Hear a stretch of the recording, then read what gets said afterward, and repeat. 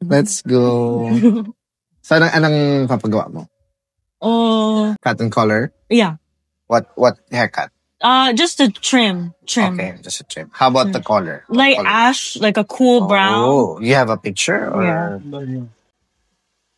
Like, Oh, it doesn't have to be this light, but okay. So, full color tayo. yeah. Pangin na ng chart, please.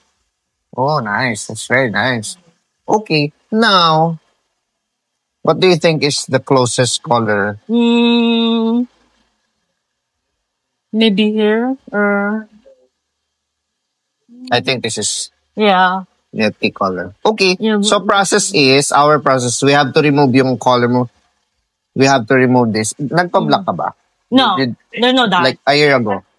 Probably like a year ago, yeah. Because, can you see this part? This part is a bit brown. Then, sa ends niya, is almost close to my t-shirt. So, there's a chance that this part is colored. So, that's gonna be our problem. Okay. Now,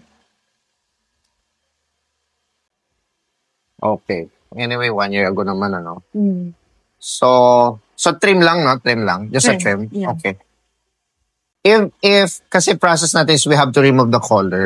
If yung dulo is hindi masyadong mag-light, okay lang i-adjust ko yung color. Yeah. Is it possible? Yeah. Okay. Sige. That's it. Love it. Yay. Yes.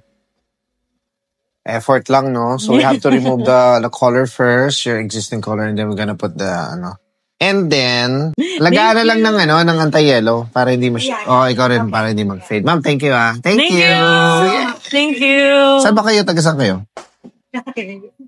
Pero saan kayo? Florida. Grabe, from Florida pa. Isa taga-Hawaii. Yung nandun. Oh, okay. Sila, I think, States din yata sila. Okay, thank you.